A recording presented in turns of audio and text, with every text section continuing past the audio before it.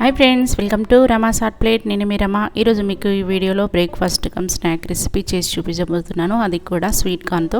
మామూలుగా sweet corn అంటే ఉడికించుకొని తింటాం కదా, సో అలా రెగ్యులర్గా కాకుండా ఇలా డిఫరెంట్గా పొంగనాలను కూడా ప్రిపేర్ చేసుకోవచ్చు.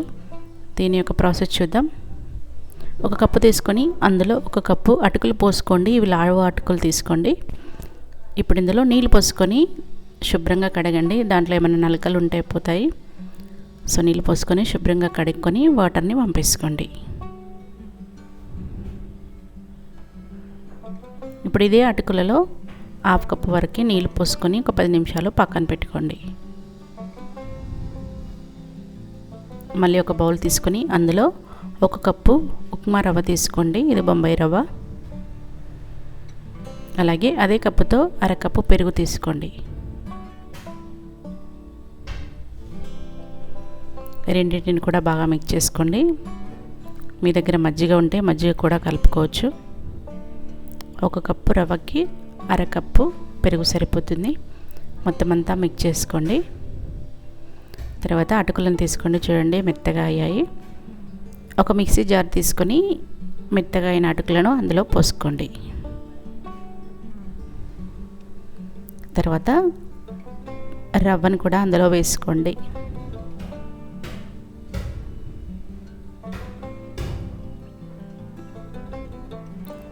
ఇప్పుడు ఇదే జార్లో స్వీట్ కార్న్ ముందుగానే ఒలిచిపెట్టుకోండి.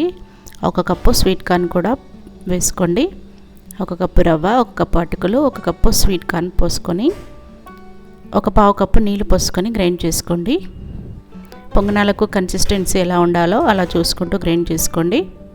మరి లూజ్గా కాకుండా మరి గట్టిగా కాకుండా మీడియంగా ఉండేలాగా చేసుకోవాలి.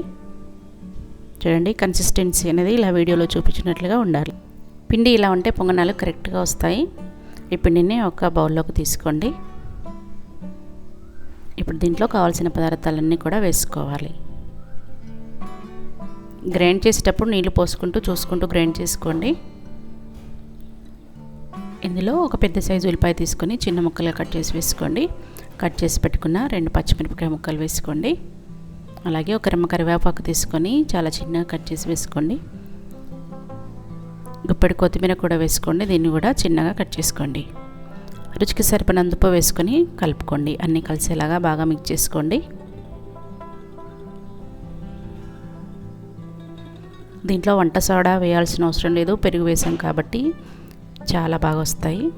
మొత్తం అంతా మిక్స్ చేసుకొని గుంత పొంగనాల ప్లేట్ తీసుకొని అన్నిట్లలో కూడా నూనెను పోసుకోండి. నూనె కొంచెం ఎక్కువగా పోసుకోండి, ఎందుకంటే స్వీట్ కార్న్ రవ్వ అన్నీ ఉడకాలి కదా.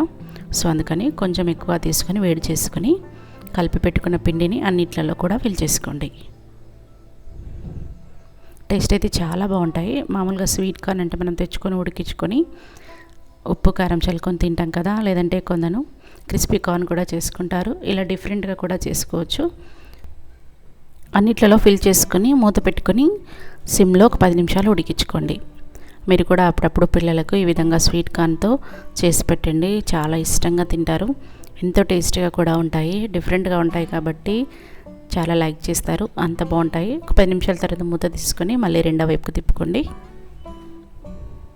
సిమ్లో పెట్టుకొని ఉడికించుకుంటే లోపల బాగా ఉడుకుతాయి. సో లేదంటే పచ్చి పచ్చిగా అలాగే ఉంటాయి, తినాలనిపించదు. సో అందుకని సిమ్లో పెట్టుకొని ఒక 10 నిమిషాల వరకు ఉడికించుకోవాలి. ఇవి డైరెక్ట్ అలా అయినా తినొచ్చు, లేదంటే ఏదైనా చట్నీతో కూడా తినొచ్చు. చాలా టేస్టీగా ఉంటాయి. కారం వేసాం కాబట్టి డైరెక్ట్ అలా అయినా తినొచ్చు. మిగతా పిండిని కూడా ఇదే విధంగా ఆయిల్ పోసుకుంటూ చేసుకోండి.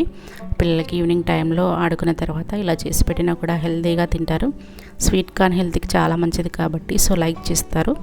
సో ఈ రెసిపీ మీకు నచ్చింది అనుకుంటున్నాను. నచ్చితే తప్పకుండా లైక్ చేసి, షేర్ చేసి, కమెంట్ చేయండి. ఇలాంటి వెరైటీ రెసిపీస్ కోసం మన రమాస్ హాట్ ప్లేట్ని సబ్స్క్రైబ్ చేయాలి అంటే కిందనే ఉన్న రెడ్ కలర్ బటన్ని ప్రెస్ చేసి పక్కనే ఉన్న బెల్ ఐకాన్ని యాక్టివేట్ చేయండి.